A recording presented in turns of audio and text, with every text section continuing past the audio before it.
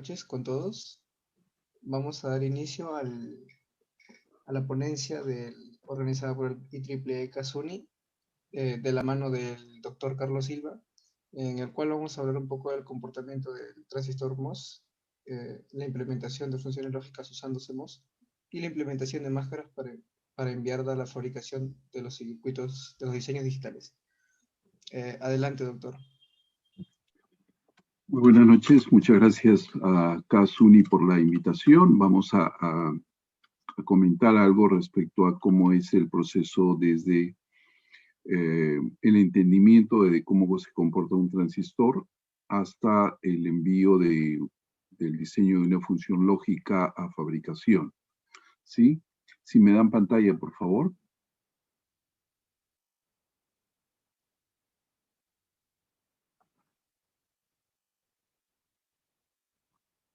Para compartir pantalla, ¿me dicen?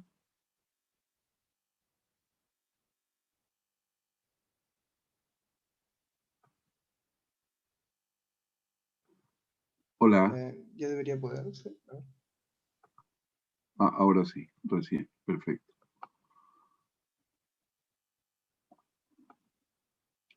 Muy bien, pueden ver, ¿verdad? Mire, ¿qué es lo que pasa en los tiempos actuales, ¿no? La gran mayoría de nosotros, cuando realiza la carrera de ingeniería electrónica, empieza probablemente a partir del quinto o sexto ciclo a implementar diseños de circuitos en un protoboard, ¿verdad? Compra sus dispositivos, los va colocando allí y de tal manera de que obtiene pues el circuito deseado, ¿no? Permítanme un segundo, voy a mirar alguna.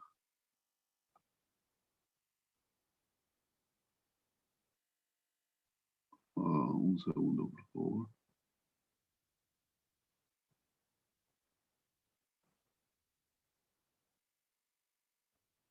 Ya, ok, ahora sí. Perfecto. Ya. Entonces, y luego de hacer la implementación en un protoboard, uno pasa a tratar de colocar eso en una tarjeta impresa, ¿verdad?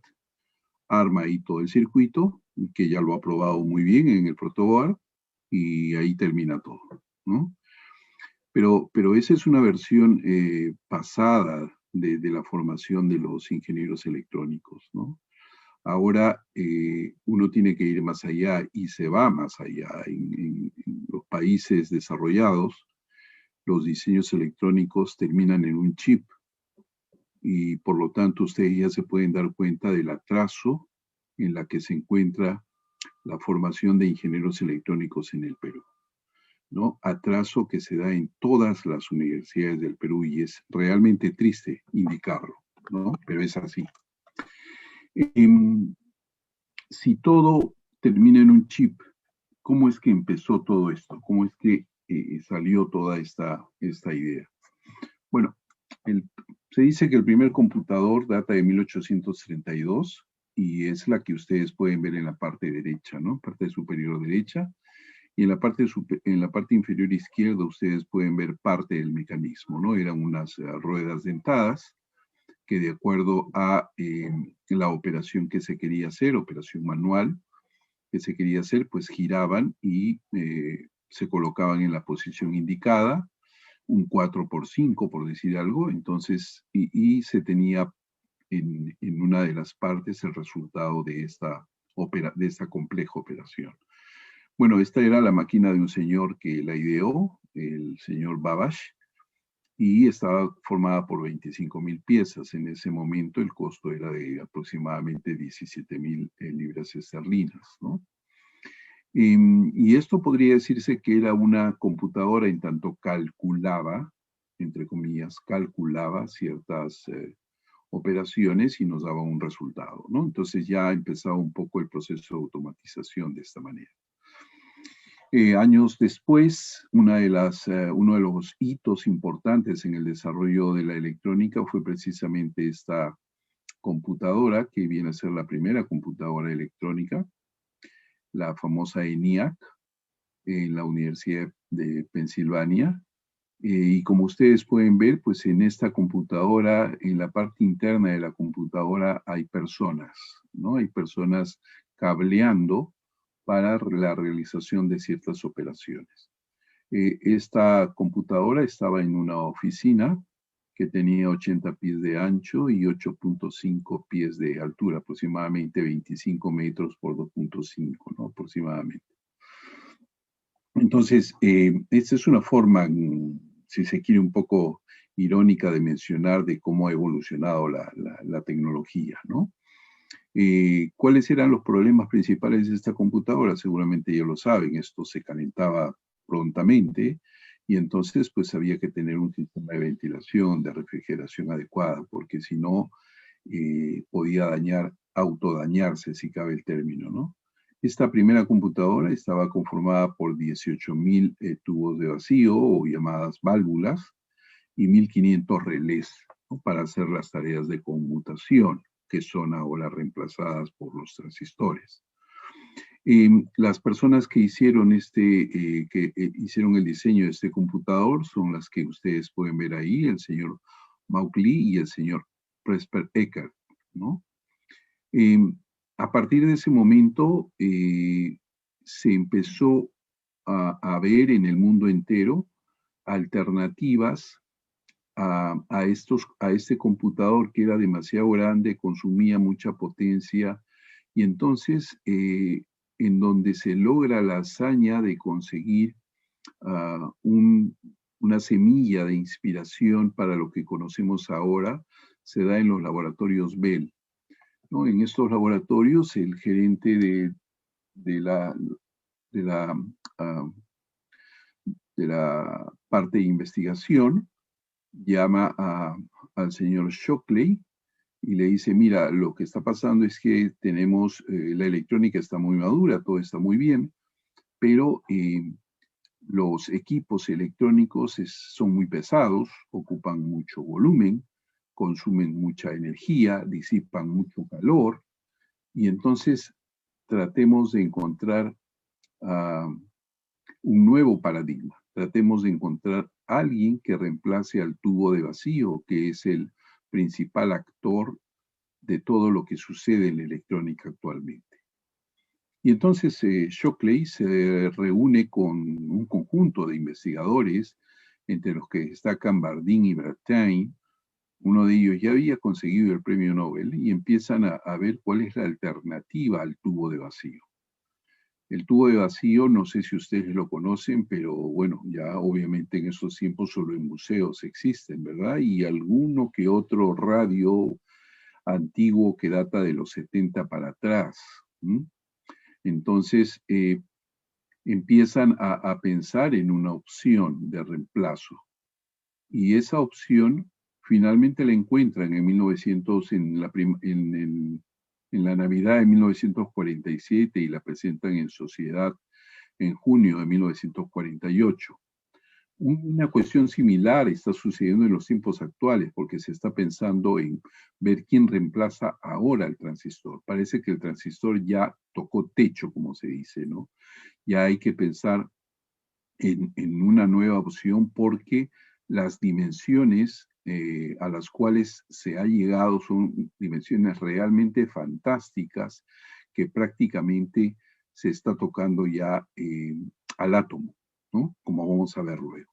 Pero desde 1947, cuando sale el primer transistor, pues miren todo lo que ha pasado, ¿no? O sea, 10 años después del primer transistor aparece el primer circuito integrado, ¿no? Que inicialmente se pensaba que el autor habían dos autores ahí. Entonces, finalmente ya se ha establecido claramente que es el señor Kilby, ¿no? Entonces empieza una carrera exactamente desde 1957, empieza una carrera de integrar transistores, pero integrar para conseguir comportamientos establecidos por funciones lógicas.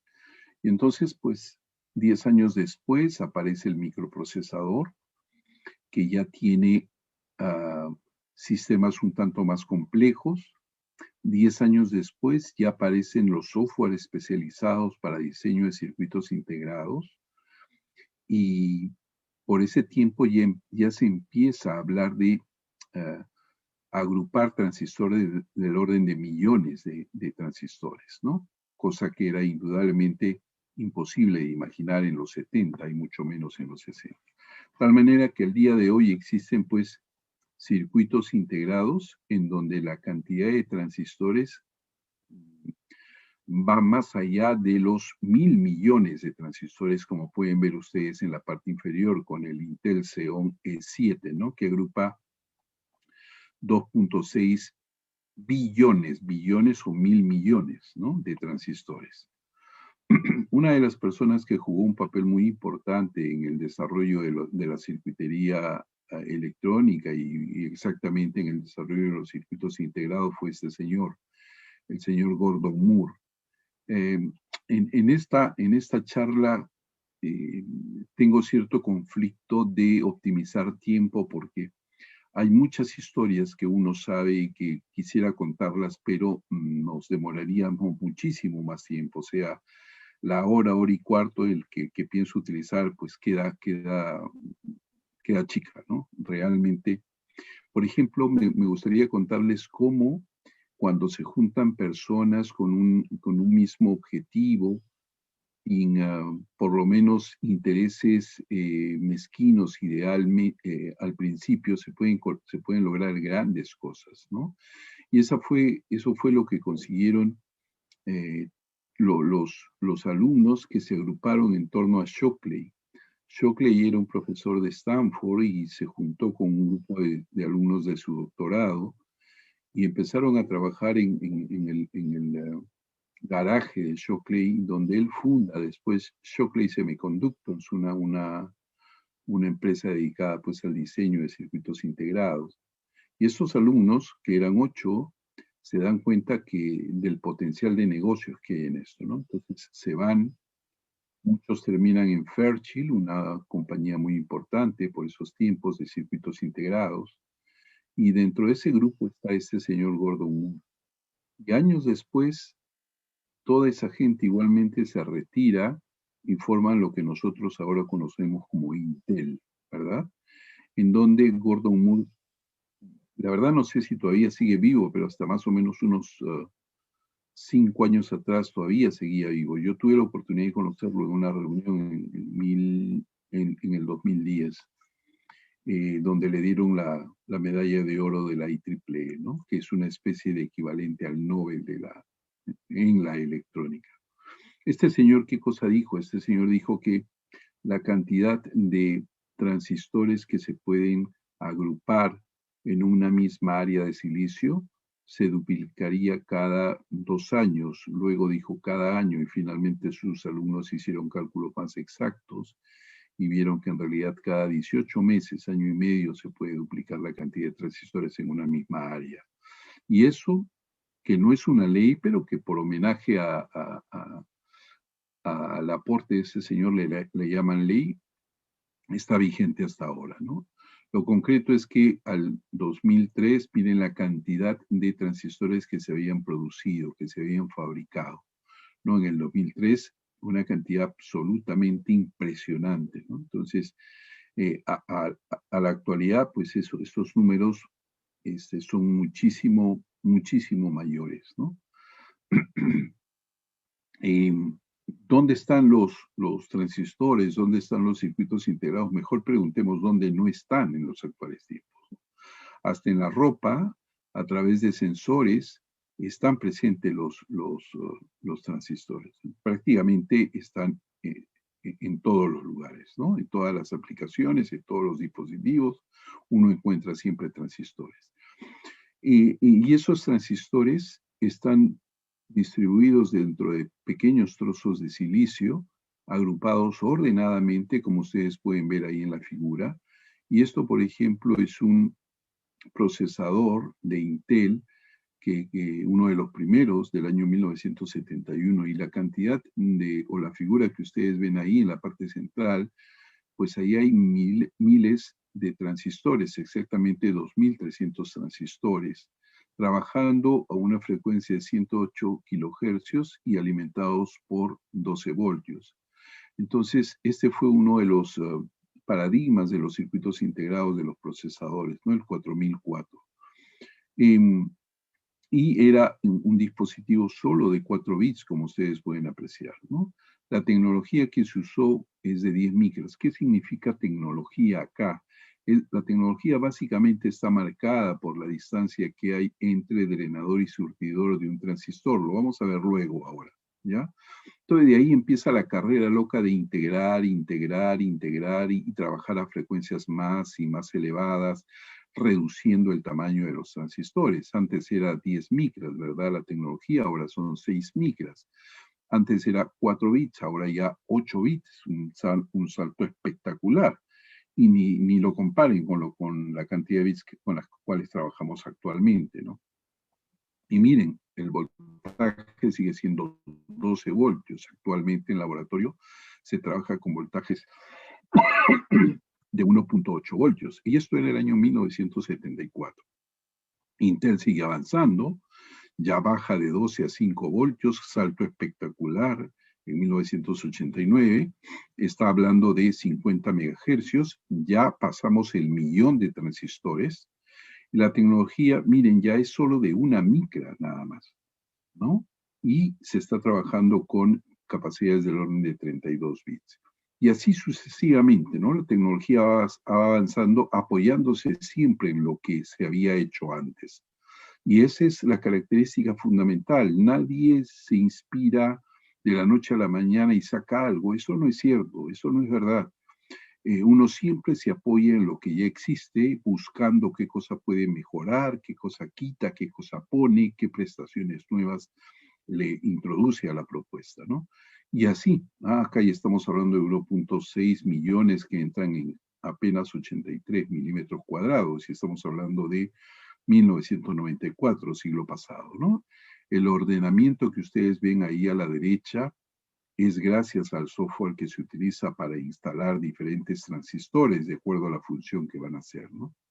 Y así sucesivamente, ¿no? Acá ya estamos hablando de tecnologías de 22 nanómetros, ¿recuerdan? 10 micras en un momento, ¿cierto? Yo tuve la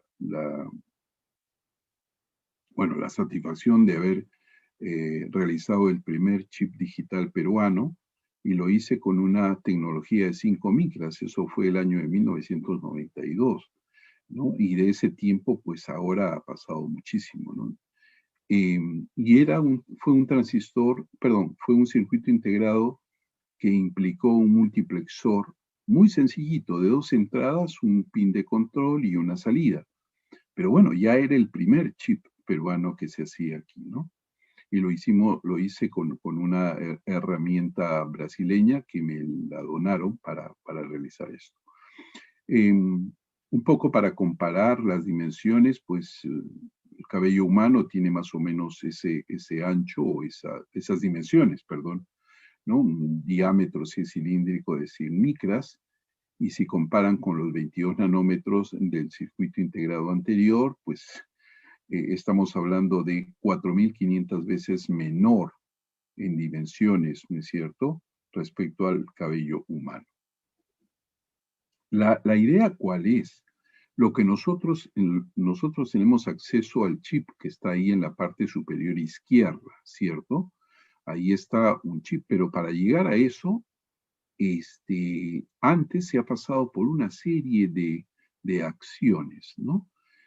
Empezando siempre por la parte inferior derecha, que es la distribución de materiales que no hacemos nosotros, la hacen en la fábrica, indudablemente, pero sí nosotros indicamos cómo tienen que ir distribuidos los materiales. Vamos a ver ahora más adelante cómo se hace eso.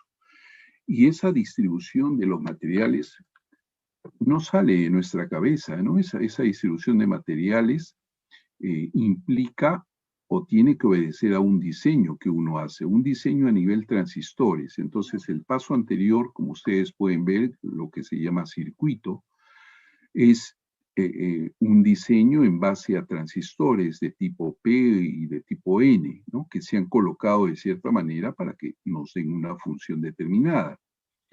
Y esa agrupación de transistores, finalmente, yendo hacia arriba ahora en diagonal, me dan una puerta lógica. Una puerta lógica que puede ser, pues, una NAND, puede ser un multiplexor, y de acuerdo a la complejidad, pues va subiendo de nivel, ¿no? Entonces uno va agrupando este circuito, lo que le llaman circuito, uno va agrupando varios de esos circuitos y puede formar una puerta lógica. Una puerta lógica es simplemente la agrupación de varios transistores. Y varias puertas lógicas me dan un módulo, por decir algo, un MUX, un multiplexor, ¿cierto? Y varias puertas lógicas con multiplexores, con decodificadores, con memoria, etcétera, pues ya me da de pronto un sistema de mayor envergadura. Pero todo empieza de aquí abajo. Y para llegar a eso yo tengo que hacer mi circuito, ¿no es cierto? Entonces, en la universidad a nosotros nos enseñan desde la puerta lógica para arriba. En electrónica no enseñan eso que se llama circuito, salvo los que llevan el curso de microelectrónica, ¿no? Que son muy pocos. Una vez que se tiene ya el diseño, una vez que uno tiene lo que le llaman en la parte de abajo la distribución de materiales, eso se manda al fabricante y el fabricante finalmente tiene que, mediante una serie de técnicas fotolitográficas, una serie de procesos físico-químicos, esa distribución de materiales la instala en un die, la instala en un chip. El chip es, no sé si ven ahí unos cuadraditos, es lo que se llama el single die, ¿no? Es un rectángulo o un cuadrado, ¿de acuerdo? Y dentro de este wafer, o también llamado oblea, que tiene 12 pulgadas de diámetro, ¿cierto? Hay pues muchos de esos die, hay muchos de esos chips. Allí es donde se coloca el diseño que uno manda a fábrica, ¿no? Y ellos hacen todo un proceso para instalar ese diseño en cada uno de estos chips. Luego lo colocan en un trozo de cerámica, lo tapan, hacen las soldaduras microelectrónicas, utilizando, por ejemplo, pelitos de oro para enlazar el diseño a los pines y finalmente nos envían ese resultado, ¿sí? Más o menos ahí están los die o están los chips. Fíjense que son muy pequeñitos comparados con el diámetro de un centavo de dólar, ¿no? Claramente se pueden ver ahí figuras repetitivas. Cada una de ellas es un chip, ¿no? Es la que va a ir precisamente en un trozo de cerámica, va a ser empaquetado y nos lo van a enviar. La historia empieza con esto, ¿no? Esto de acá es un transistor de tipo NMOS. Y este transistor tiene 3 o tiene 4 partes, depende cómo se vea. G de gate, D de drenador, S de surge y B de bulk, ¿no? Entonces, para armar esto, obviamente, pues se sigue todos unos pasos de fabricación, ¿no? Hay que cavar unas zanjas, entre comillas, voy a hablar de manera coloquial, tengo que cavar unas zanjas para colocar en esas zanjas material de tipo N, o sea, material rico en electrones, ¿no? Ahí vacío todo ese material y así formo el drenador, así formo el surge, ¿no? Y el gate se forma colocando, haciendo crecer un óxido, normalmente el óxido de silicio representado por el color marrón, y encima del óxido de silicio uno coloca aluminio o coloca de pronto un polisilicio, ¿no? Y entonces luego ya coloca los terminales, unos pelitos en contacto con el surge, el gate y el dreno y aplica voltaje y hace trabajar o hace que esto funcione como un transistor. Pero miren bien cuál es la distribución, cómo está formado este transistor, ¿sí? Las partes que tiene. Más o menos cómo funciona esto. Yo tengo ahí, a ver, perdón esto.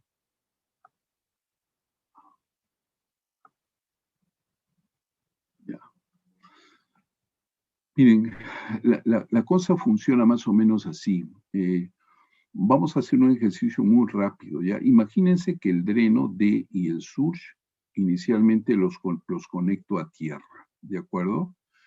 Y empiezo en VG a aplicar un voltaje pequeñito, 0.1 voltio. Entonces, si es un voltaje tan pequeño como 0.1 voltio, ese voltaje va a inducir la aparición de carga de signo contrario debajo del óxido. El óxido es ese rectángulo de color marrón o canela, ¿de acuerdo? Entonces, a medida que VG va aumentando, el grosor de esa zona debajo del óxido va a ir aumentando, ¿sí? Y mediante esa zona que está debajo del óxido, yo estoy uniendo, estoy haciendo un puente, estoy estableciendo un canal entre dreno y surge.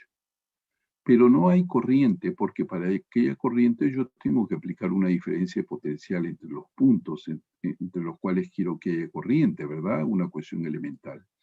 Como sabemos que el dreno y el surge están a tierra, pues no hay corriente. ¿De acuerdo? Ahora hagamos lo que dice el gráfico de la parte de arriba. O sea, el surge vamos a conectarlo a tierra, vamos a conectarlo a bulk, que es el gran sustrato, el cual estoy asumiendo que está a tierra, ¿no? Lo he conectado a tierra.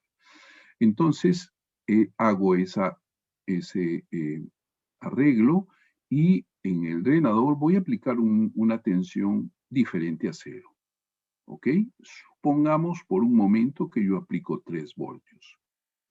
Y mi VG, supongamos que en vez de VD igual a 3, voy a aplicarle 6 voltios. ¿Ya? 6. Y VG le aplico igual 0.2, nada más. De pronto lo que yo noto es que con 0.2 el canal que se forma debajo del sustrato es tan angosto, tan pequeño, que no noto que haya corriente. En realidad hay corriente, pero es sumamente pequeña. Si yo voy poco a poco elevando el valor de VG, va a llegar un momento en el cual yo note que existe sí ya una corriente que va de drenador a surtidor. Y en esa corriente intervienen lógicamente el valor de VG y el valor de VD respecto a el surge. ¿De acuerdo? En una clase podría dar más detalles de cómo, esta es una parte realmente extraordinaria de cómo se realiza a cabo esta corriente. Entonces, a partir de cierto momento, exactamente cuando VG es igual a la VD, voy a notar algo espectacular. Yo sigo aumentando VG ya encima de 6 voltios, que es el voltaje que es VD, y voy a notar que la corriente ya no aumenta. En realidad aumenta, pero de manera muy, pero muy pequeñita. Entonces, de manera ideal uno dice, no hay aumento, se ha hecho constante. Y uno dice, pero ¿cómo? Si estoy aumentando el VG. Sí, pues estás aumentando el VG, pero el VD no lo estás aumentando, lo has dejado en 6 voltios. Y lo que pasa es que la corriente que fluye del drenador al surge es una corriente que depende de los valores de VG y VD. Pero para que esté en determinada situación, eso depende mucho de la relación que hay entre los valores de VG y VD. Cuando se hacen iguales y cuando VG pasa a ser mayor que VD, se dice que este transistor se saturó y es la situación de la parte inferior. El canal prácticamente se ha estrechado y empieza a dejar de existir. Se llega a una zona de pinch-off, como está a punto de pincharse el canal, y Y si yo aplico una VG mayor, por eso pongo ahí BD igual a BD SAT, ¿verdad? Cuando VG es mayor que BD, entonces en ese momento prácticamente el canal deja de existir. Entonces uno se pregunta, pero ¿y si deja de existir, si ya no hay conexión del dreno con el sur, cómo es que hay corriente? Ah, ustedes podrán ver la zona blanca que hay, ¿verdad?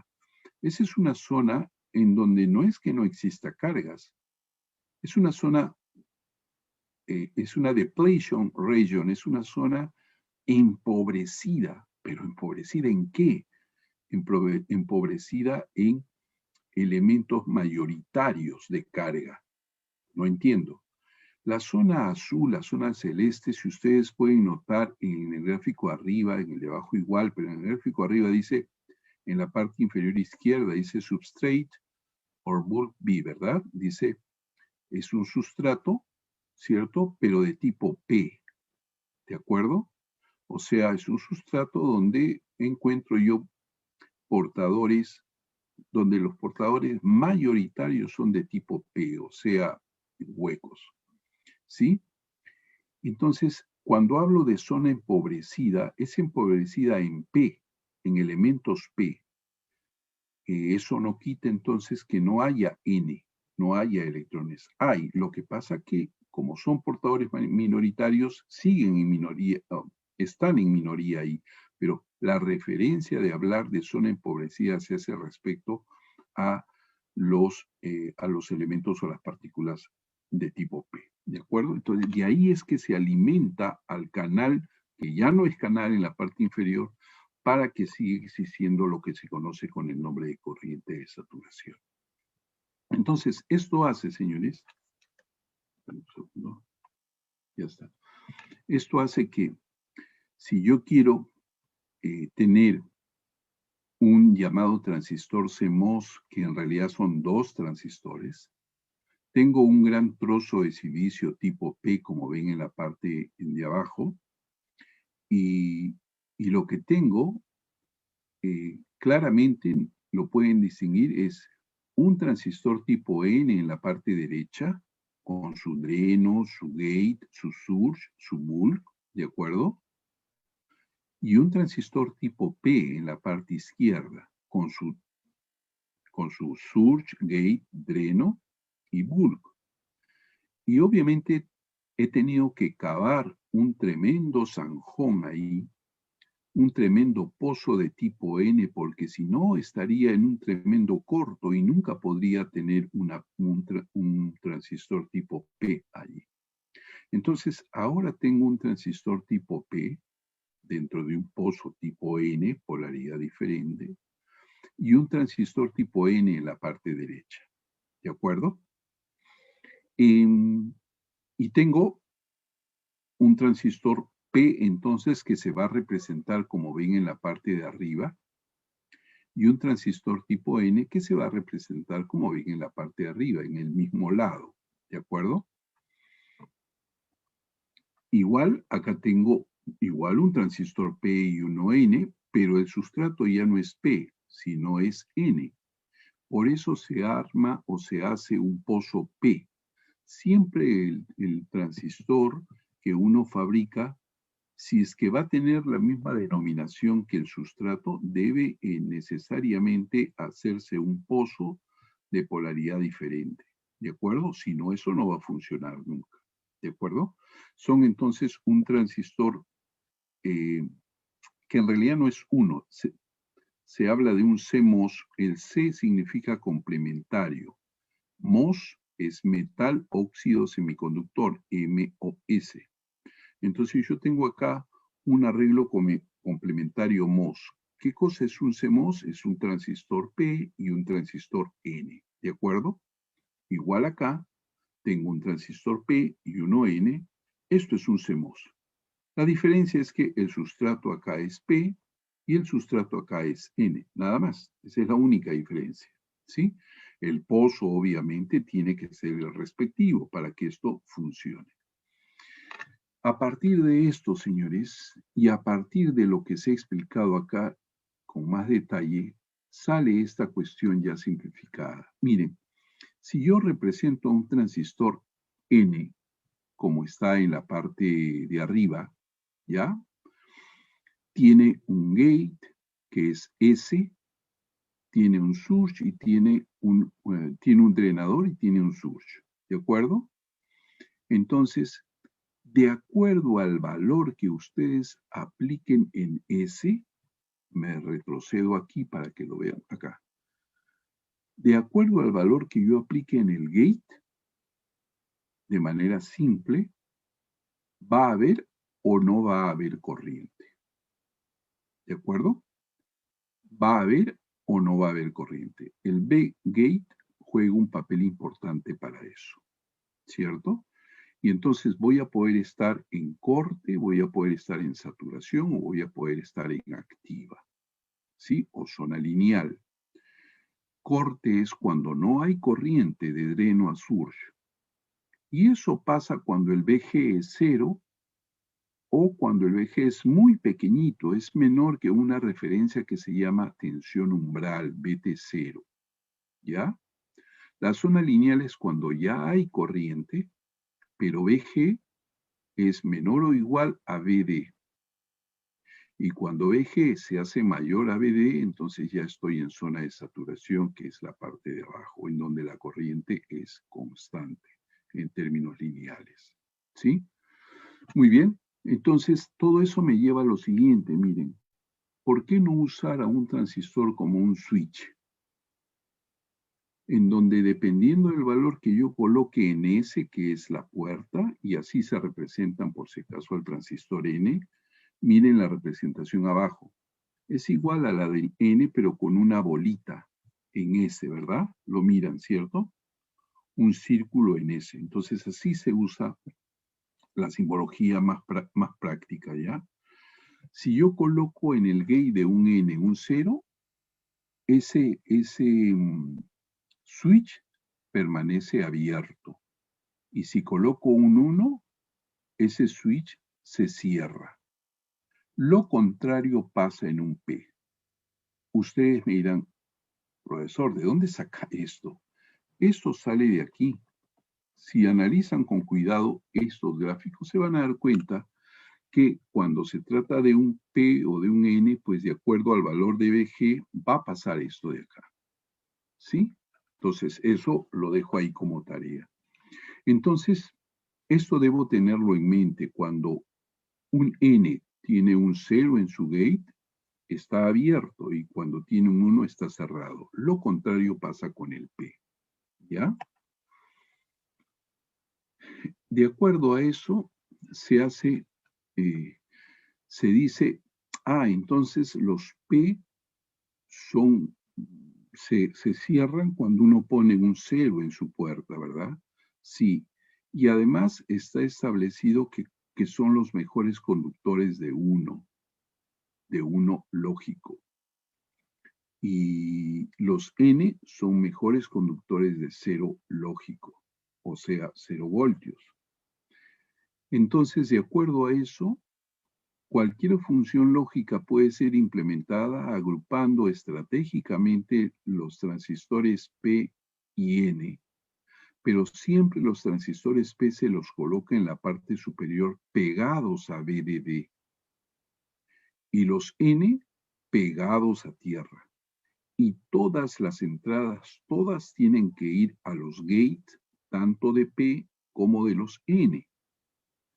La salida se saca siempre de la unión de los PN, de ahí sale el output, ¿ya? Y aquí ustedes tienen, por ejemplo, el inversor, que es la puerta más simple que uno conoce, ¿verdad? Y tiene ese orden, mire, un transistor P arriba y uno N. Entonces, de acuerdo al input, por ejemplo, si el input es 0, 0 va a la puerta de P, entonces ese P se cierra, y el 0 va también a la puerta del N, entonces el N se abre. Al abrirse, la tierra queda aislada.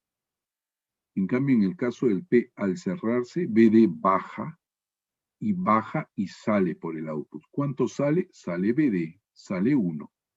Y miren, yo coloqué 0 en la entrada y estoy sacando 1. Ese es el papel del inversor. Si yo coloco en el input 1, el P se abre y el N se cierra. Al cerrarse el N, el 0 sale. Y está haciendo su papel. Coloqué en el input 1 y en el output 0. ¿Cierto? Sale 0. Pero observen que lo que uno tiene en la salida nunca es lo que colocó en la entrada. La entrada lo único que hace es abrir o cerrar transistores, nada más. Lo que sale es o VDD o tierra, ¿de acuerdo? Entonces, con esa idea es que uno va, claro, si uno tiene en serie y coloca lo que coloque en S1 y S2, se van a cerrar, se van a abrir, ¿no? Con esa idea, aquí está lo que les dije. Arriba se suelen colocar todos los P, abajo todos los N. Y las entradas siempre tienen que ir a los gates de los P y también de los N. La salida se saca de la unión de ambos, ¿no? Entonces, acá tengo el del inversor, ya lo hemos visto, ¿de acuerdo? Y ahora, aquí viene una cosa. Tengo acá el inversor, ¿de acuerdo? ¿Esto cómo es? Tengo el P y tengo el N. Bueno, si ustedes recuerdan, aquí está. Tengo el P al lado izquierdo y tengo el N al lado derecho. En el inversor, miren, el P, los gates están unidos. Fíjense bien, los gates están unidos, ¿cierto? Los drenos también. Y de los drenos sale, valga la redundancia, el output, ¿cierto? El P va conectado a VDD y el N va conectado a tierra, ¿de acuerdo? Entonces, si yo regreso acá, digo, a ver, tengo, bueno, cualquiera de los dos. Si quiero armar un inversor con estos dos señores, que sí puedo hacerlo porque uno es P y el otro es N, los gates tendría que unirlos, ¿de acuerdo? Y por ahí entra input. Y estos dos D que ustedes ven ahí, el drenador, también tendría que unirlos para de ahí sacar el output, ¿de acuerdo? El S del P, fíjense al lado derecho, esa S del P tendría que unirlo a VDD. Y el S del a VDD. Y el S del N, que está al lado derecho, N, esa S tendría que unirla a tierra, ¿de acuerdo? Repito, las G tendría que juntarlas, esos polisilicios tendría que juntarlos y por ahí entra, valga la redundancia, la entrada. Los D de P y de N tengo que juntarlas y de ahí saco la salida. El P del transistor, perdón, el S del transistor P, que está a la izquierda, ese S lo tengo que conectar a VDD. Y el S del N, del transistor N del lado derecho, fíjense, lo tengo que conectar a tierra. Y ya tengo mi inversor. Si ustedes se esfuerzan y les digo, háganme un gráfico, una geometría descriptiva, hagan la proyección horizontal de lo que acabamos de hacer. La proyección horizontal, a ver, sería la de abajo.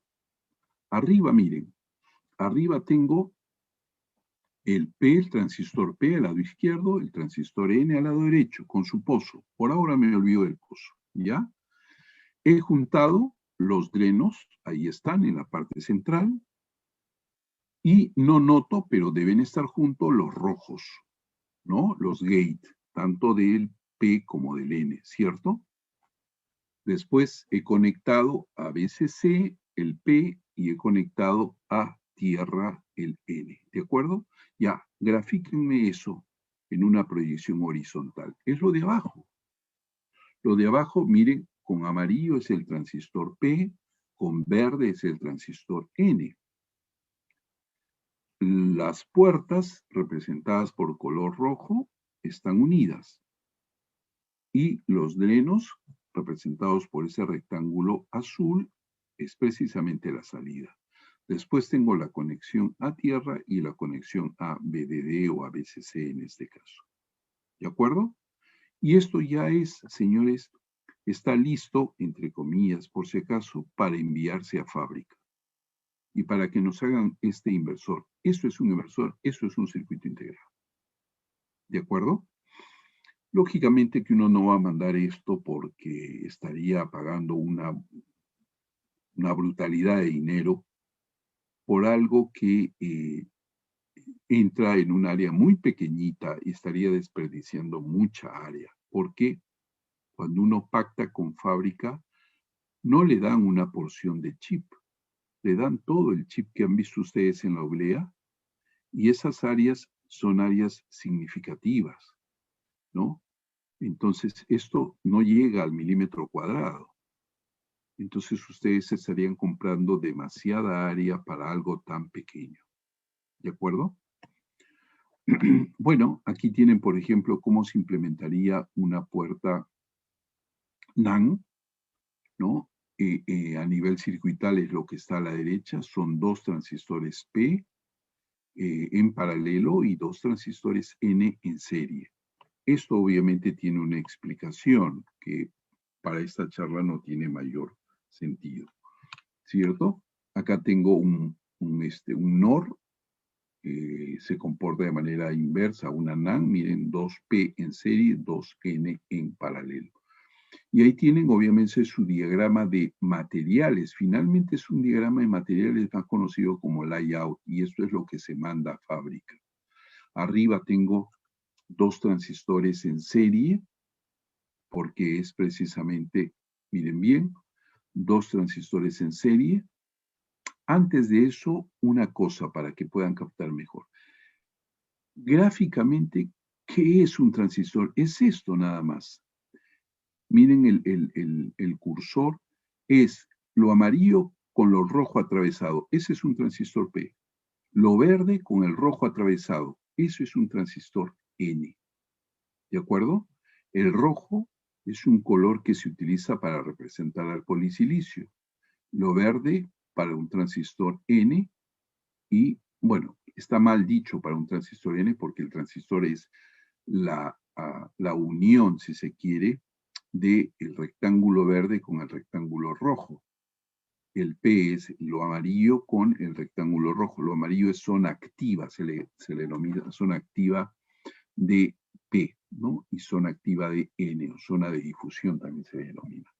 ¿De acuerdo? Lo otro ya viene a ser los empalmes, ¿no? Las junturas, etcétera. Pero aquí tengo un P y un N. Entonces, para efectos de entender esto, simplemente un transistor ya sé qué cosa es, ¿no?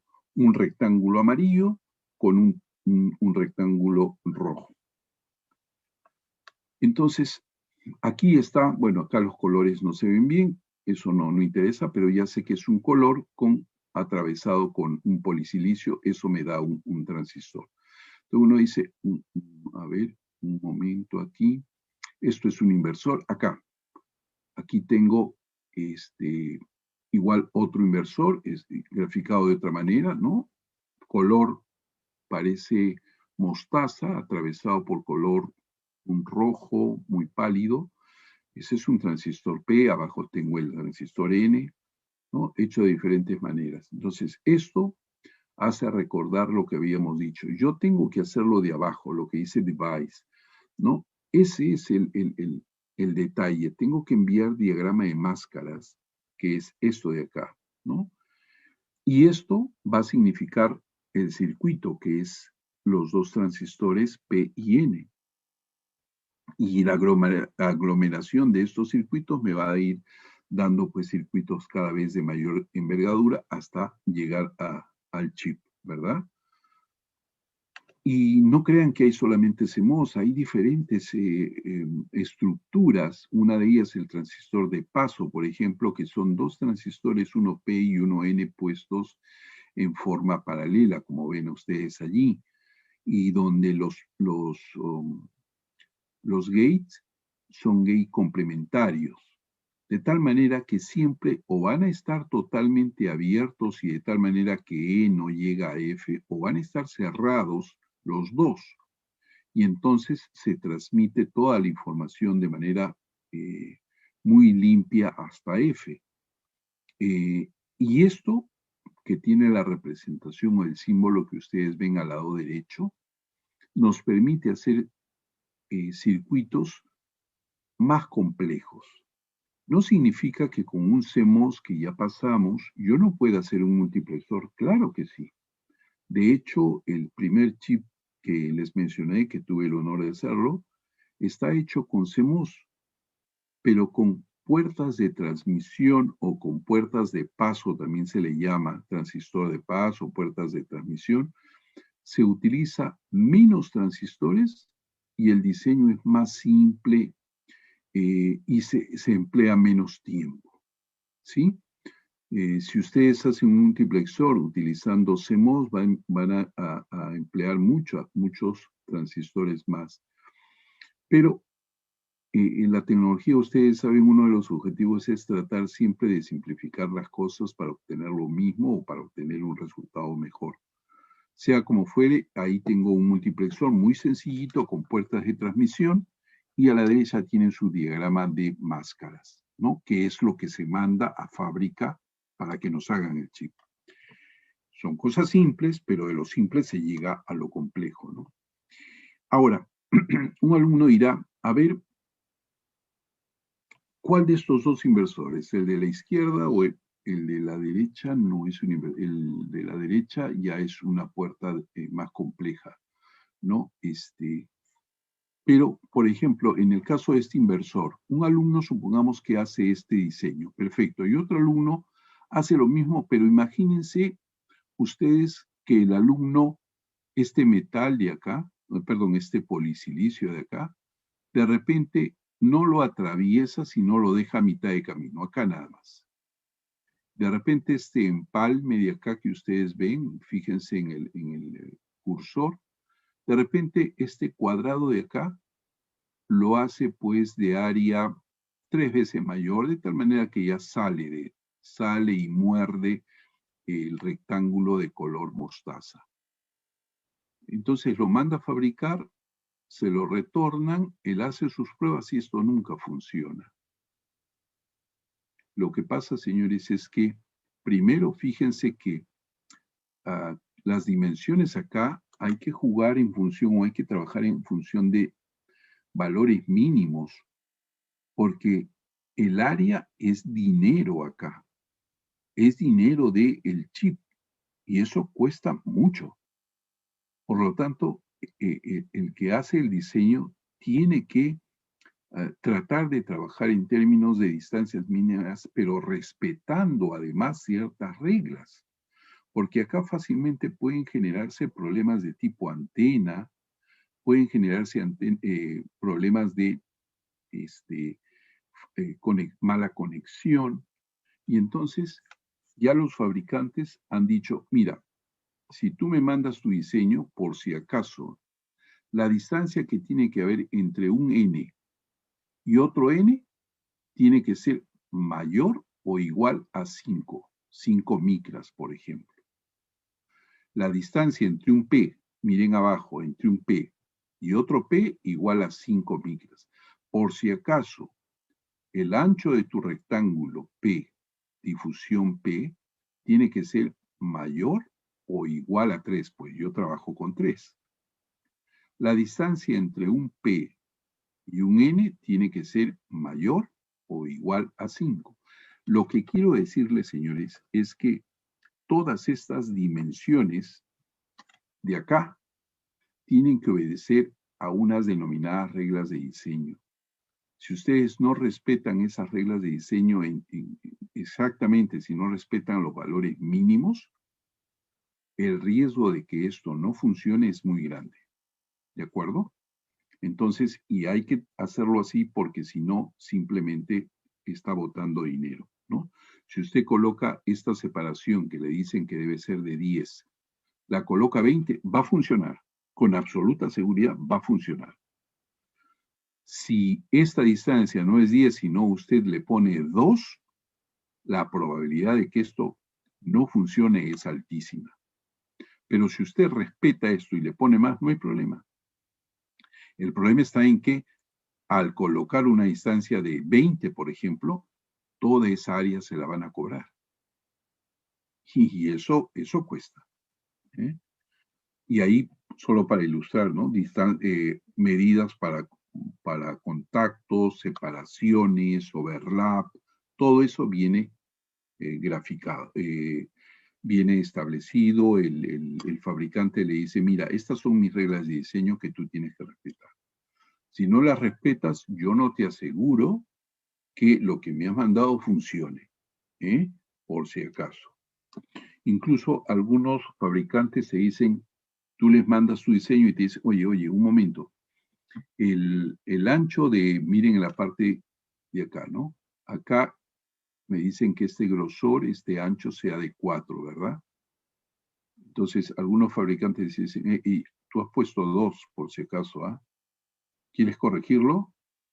Si no, igual yo lo hago, pero ya es riesgo tuyo, ¿no? Entonces, hay que necesariamente respetar eso. Todo esto, ¿dónde se hace? ¿Dónde se fabrica? En algo que se llama sala blanca. Y la sala blanca es un lugar muy especial en iluminación, en ventilación, en pureza del aire que existe, porque cualquier partícula, fíjense, estamos hablando de dimensiones del chip muy pequeñitas. Entonces, una partícula de polvo que se instale en un chip simplemente lo puede dañar. Tiene que estar eléctricamente bien aislado, por eso fíjense en el piso, ¿de acuerdo? Las personas que trabajan ahí tienen que estar conectadas a tierra para evitar cualquier contacto que pueda implicar pues una estática allí, ¿no? Entonces todo esto se hace en lugares de una pureza muy alta, ¿no? Se utilizan productos químicos realmente con un grado de pureza, fíjense, del orden del 99,9999%, ¿no? Esto se hace en lugares que se llaman, pues, salas blancas, ¿no? Porque ese es el color que predomina, y es un poco, tiene su historia también, y las salas blancas, de acuerdo a los filtros que tienen, filtros que impiden pasar partículas hacia la sala blanca, tienen una denominación, clase 1, clase 10, clase 100. Clase 1 implica pues que solo pasa una partícula por cada pie cúbico de aire, ¿no? Y así, ¿de acuerdo? Todo empieza con el silicio, que es este trozo de silicio. Ese silicio se lo funde, ¿de acuerdo? Y se utiliza pues un soporte que tiene una guía en la parte inferior. Ese soporte empieza a girar, se introduce, perdón, ¿no? Entra en contacto con el silicio líquido y empieza a girar y empieza a moverse hacia arriba. Al moverse hacia arriba, por un fenómeno físico de capilaridad, empieza a conformarse lo que se conoce como un cilindro de silicio, ¿no? Y entonces, no sé si pueden ver en la parte izquierda, el cilindro se va formando a medida que la guía empieza a subir, se va formando el cilindro de silicio o el misil de silicio, ¿no? Se sigue moviendo hacia arriba y se va conformando, tal como muestra la gráfica de la parte izquierda, se va conformando pues el silicio que se va solidificando, ¿no? De tal manera que, bueno, no sé si en la parte derecha ven, ese ya es el trozo de silicio en posición horizontal. Y ese trozo de silicio empieza ahora a ser tratado, ¿no? Hay que pulirlo, ahí está, se está puliendo, ¿no? Y ahí tienen ustedes al trozo de silicio ya listo para ser cortado y sacar las obleas de silicio. No sé si ven en la parte del fondo un cuadrado con varias obleas de silicio, ¿ya? O sea que ahí está, ese misil empieza a cortarse, fíjense, tanto en la parte de arriba como en la de abajo, empieza a cortarse y salen las obleas o los wafers, también se denominan, ¿no? Y eso es lo que se ha mostrado en una de las primeras transparencias de esta presentación, ¿no? Esas obleas empiezan a pulirse cada una de ellas porque se pulió el misil, se pulió el cilindro, pero no la superficie de las obleas. Pasa por todo un proceso de limpieza. Estamos hablando de obleas de silicio del orden de 0,5 a 0,8 milímetros de altura y más o menos de 12 a 20 milímetros de diámetro. Eso es variable, depende de la fábrica, ¿no? Y una vez que ya se tiene la oblea pulida y todo, está lista para recibir nuestros diseños. Y entonces el proceso ya empieza a tener características de procesos físico-químicos, ¿no? Se utilizan máscaras para que por efectos de rayos ultravioleta solamente se traslade parte del diseño, ¿no? Ese rectángulo largo y una especie de cuadrado o rectángulo más ancho es porque nuestro diseño tiene esa parte, ¿no? Entonces, el fabricante empieza pues a utilizar estas máscaras sobre la oblea, utiliza capas fotorresistivas, empieza a limpiar, a acabar, etcétera, y pasa pues todo un proceso de fabricación para instalar precisamente nuestros diseños en ese wafer, ¿no? Entonces, todo esto, esto es un edificio ya de varios metales, porque no solamente se trabaja a nivel de un solo plano, sino hay varios planos ahí que tienen que ser conectados por metal, ¿no? Ahí tienen el wafer, tienen los chips, ¿no es cierto? Ahí están precisamente los diseños de uno, ¿no? Ahí tienen igual una gran oblea con nuestros diseños ahí, ¿no? Bueno, básicamente eso es un poco lo que quería mostrarles, cómo es que se llega desde un transistor hasta un circuito integrado en una oblea de silicio.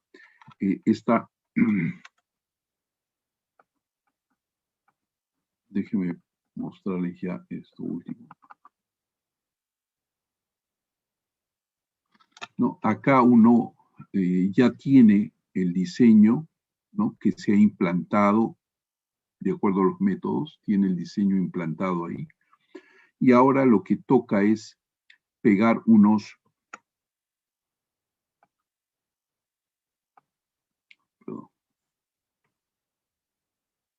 ¿No? Acá uno tiene ya el diseño, ahora lo que toca es que se empiezan a cortar y a sacar los cuadraditos, o sea, los chips, ¿no? Se empiezan a sacar. Esto es parte de uno de estos nada más, ¿sí?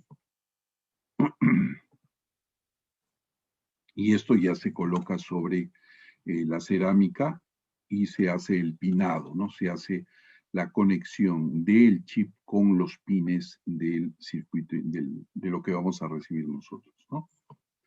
Bien, básicamente eso es lo que quería comentarles por ahora. No sé si existen preguntas.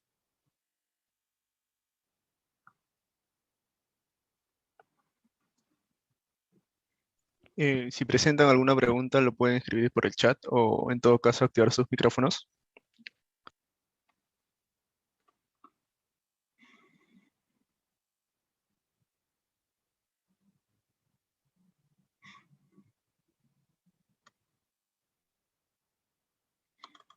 Las primeras transparencias mostraban el avance tecnológico y, si se quiere, la importancia que tiene la microelectrónica ahora en el mundo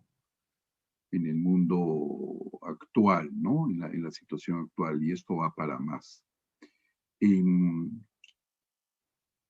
Lógicamente aquí las herramientas son muy importantes, ¿no? El software que se utiliza no es cualquier software, normalmente es un software caro.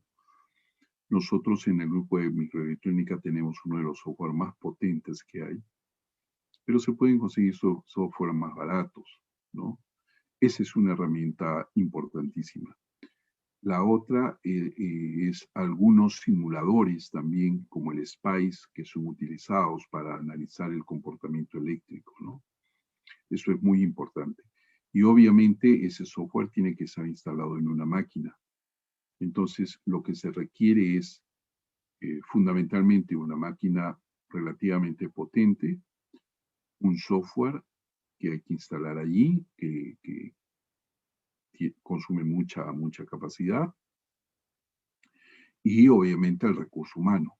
Ustedes que con conocimiento puedan implementar las funciones lógicas a nivel de máscaras, a nivel de layout, para enviarlas al fabricante, ¿no? Aquí yo he mostrado cómo se arma un inversor y luego una NAND.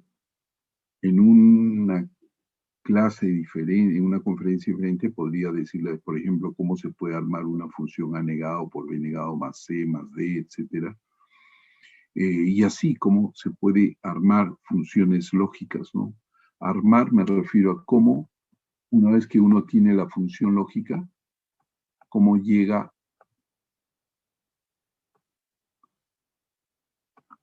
¿no? Esta es la función lógica, ¿verdad? La ecuación.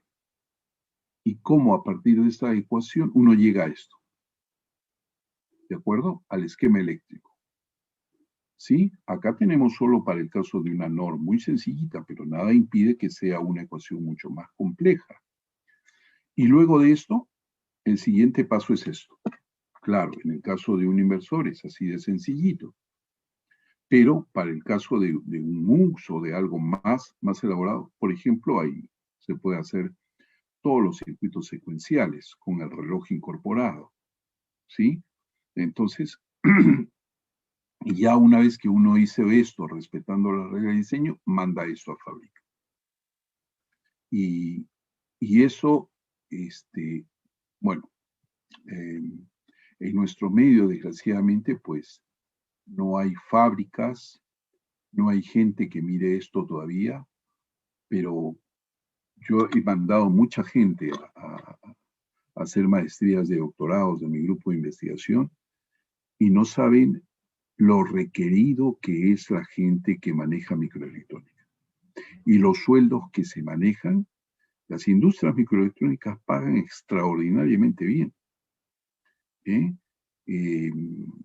Más o menos hace unos 5 o 6 años tuve que ir a un congreso a Austin, en Texas, a un congreso muy importante que es el congreso top en microelectrónica y es el congreso top del CAS, que es el ISCAS.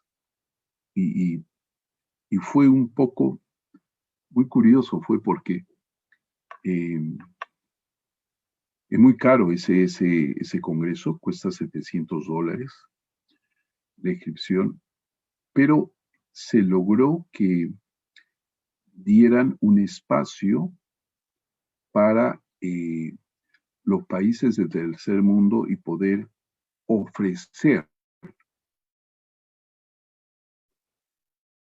algo en microelectrónica a todos los asistentes.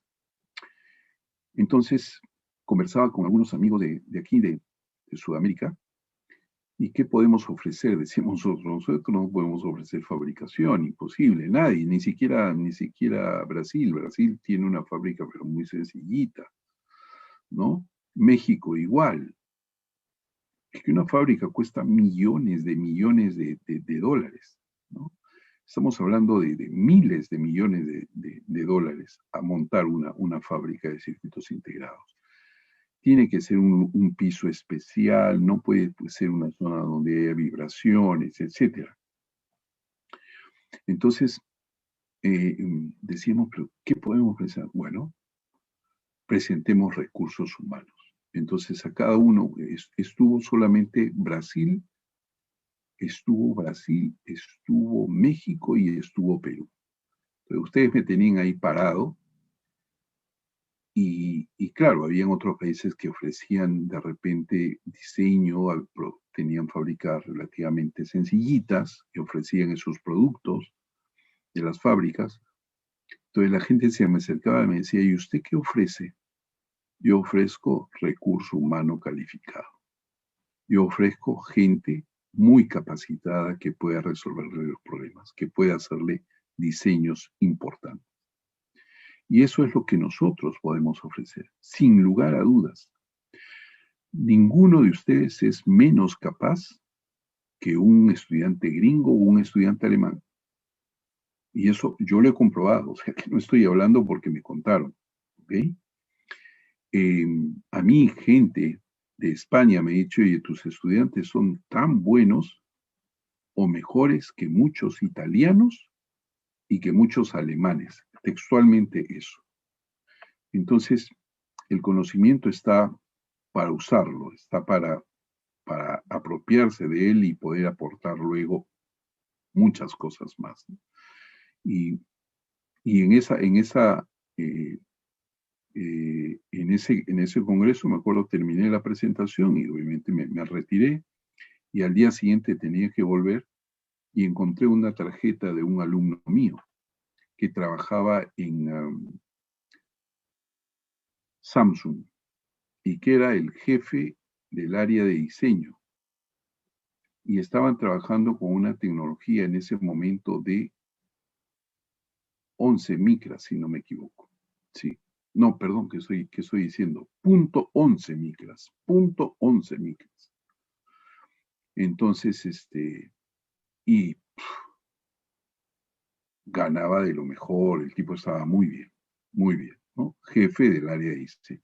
Me mostró una serie de diseños en su teléfono, ¿no?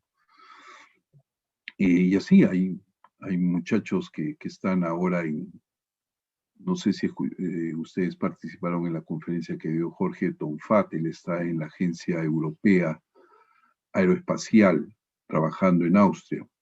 Estudiante mío, que lo mandé a Brasil, a la Universidad Federal de Río Grande do Sul, y de ahí terminó el doctorado y de ahí lo captaron y se fue ahora, está ahora en Austria. Y así, o sea, con una guía adecuada, cualquiera de ustedes puede despegar, pero es necesario conocer esto con un poquito, obviamente, de profundidad, ¿no? Mayor profundidad. Que por qué en nuestro medio no hay espacio para esto, simplemente porque estamos atrasados, pero atrasados en conocimiento, ¿no? O sea, nuestros ingenieros electrónicos no ven esto, no estudian esto y lo menosprecian, ¿no? Y no saben que este es el presente y casi ya el pasado en países del primer mundo. Y nosotros todavía ni lo vemos, ¿no? Totalmente atrasado. Doctor, me parece que ya han escrito sus preguntas. Le voy leyendo. Una de ellas es si conoce algún software parecido a Cadence para diseño o algún curso en el que se pueda aprender más de Cadence como LVS y DRC. Mire, el Cadence o Cadence, como dice, el Cadence es una herramienta muy cara, ¿no? Nosotros pagamos 1.950 euros anuales por mantener la licencia, ¿ya? Y sí, hay alternativas, ¿no? Hay el Microwin, que es una herramienta libre, de diseño libre. En algún momento la estábamos usando nosotros, antes de tener el Cadence, ¿no? El Microwin, se escribe Microwin, ¿no? W-I-N-D. Y todas estas herramientas tienen a su vez un conjunto de herramientas, ¿no? Una de ellas es precisamente el DRC, lo que menciona el alumno. El DRC es Design Ruler Checking, o sea, un chequeador de reglas de diseño. Ya saben lo que es reglas de diseño, ¿verdad? Entonces, ¿cómo sé si he respetado mis reglas de diseño? Imagínense que estoy trabajando en un diseño de 5.000 transistores. ¡Uf! ¿Cómo sé que he respetado todo eso?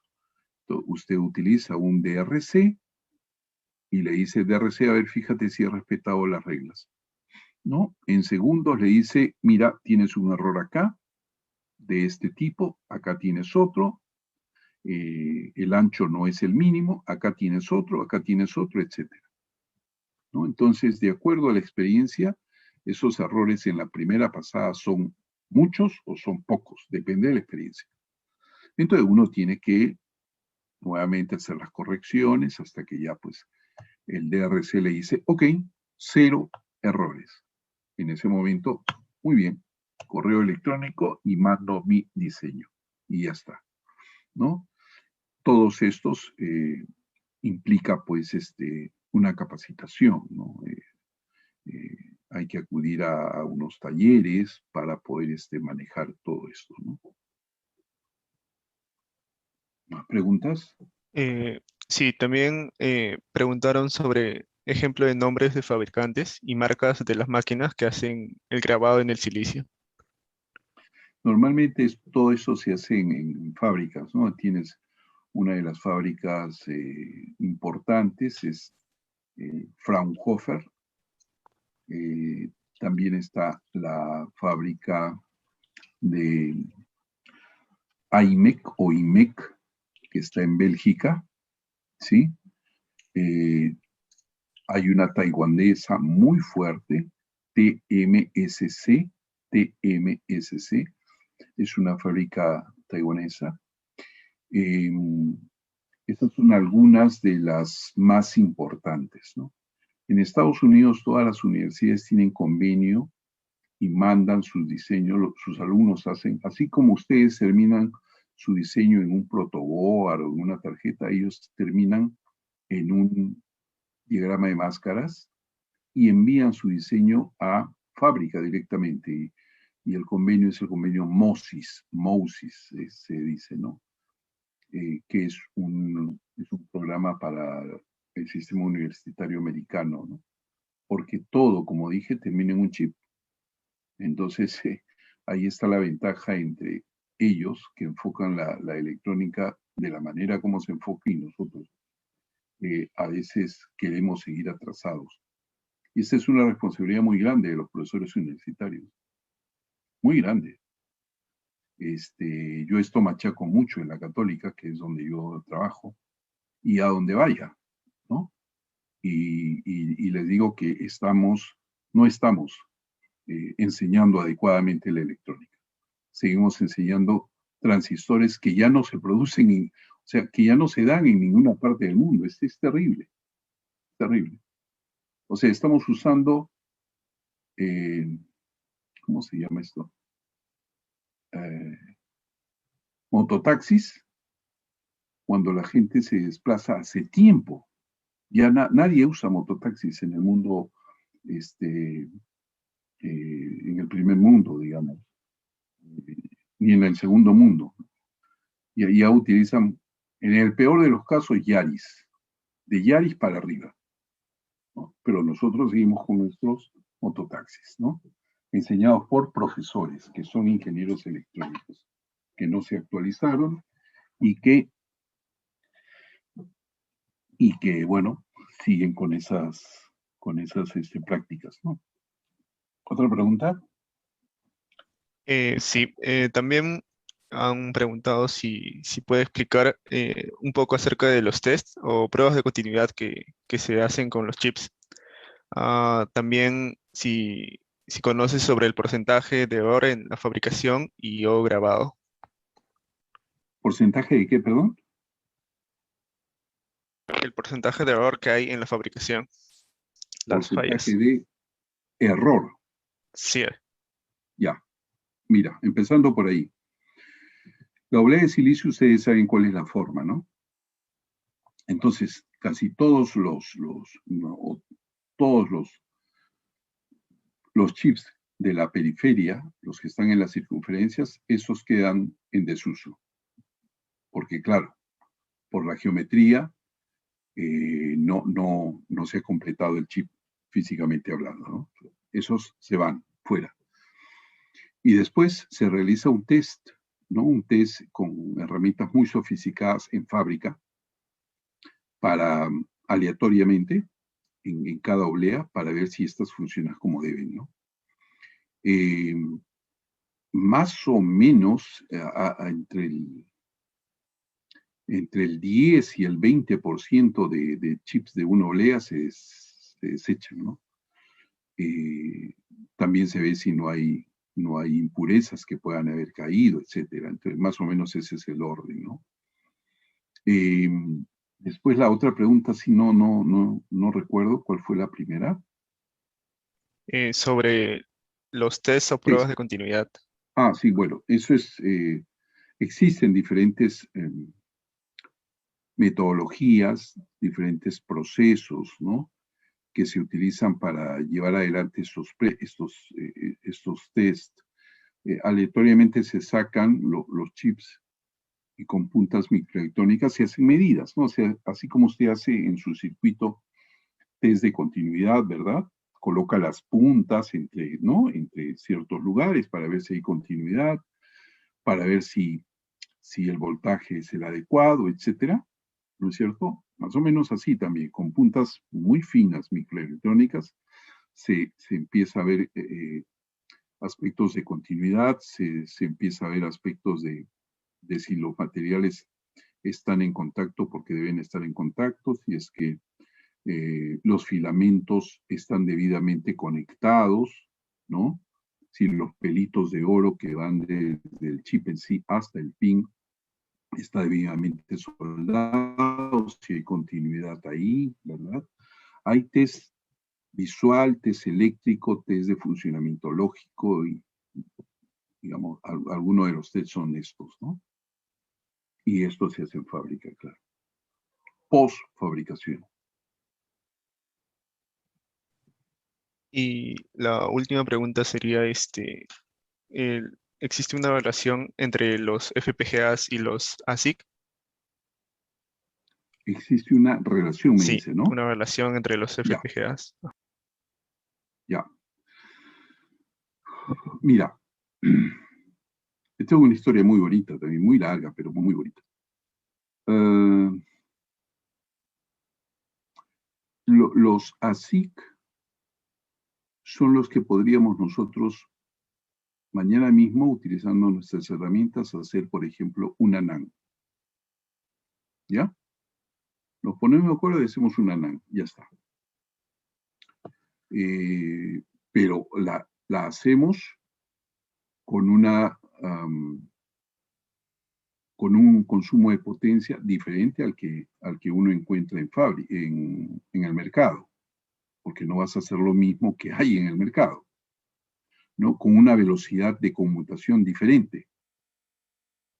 O sea, que obedezca a tus requerimientos, ¿sí? Un consumo de potencia diferente, tú quieres un transistor más lento, porque, en fin, tu aplicación es así. Tú quieres uno más lento y te has ido a comprar a Paruro, a donde sea, y no encuentras un transistor o dispositivos tan lentos como los que tú quieres, o tan rápidos como los que tú quieres. Entonces, no, tú dices, no, yo me hago el dispositivo. Yo quiero con una velocidad de este orden, consumo de potencia, etc. Y eso puede ser una NAND, o puede ser un circuito más grande, por supuesto. Eso que vas a empezar a hacer se llama ASIC. ASIC o ASIC es Application Specific Integrated Circuit, ¿no? O sea, es un circuito de aplicación específica para un fin determinado, para un fin que el diseñador conoce, ¿correcto? Y es un circuito que no hay en el mercado porque obedece a una aplicación determinada, o que si habiendo en el mercado, tiene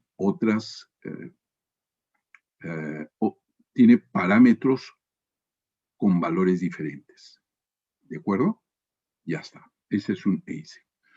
Un FPGA es un circuito en donde internamente te vienen un conjunto de puertas lógicas, de módulos, al final de cuentas, y tú, mediante un software que hace que una máquina envíe impulsos de corriente, desbloquea ciertas uniones y hace que al final quede las uniones adecuadas para darte la función que tú quieres. No sé si me dejo entender. Por ejemplo, por decir algo, una cosa muy sencillita. Yo te digo, a ver, hazme esta función lógica. F igual A por C negado más B por C. Ah, profesor, eso es un inversor, un multiplexor, es verdad. Ya, hazlo, con una FPGA. Por supuesto, por favor, hacerlo en un FPGA. Esto es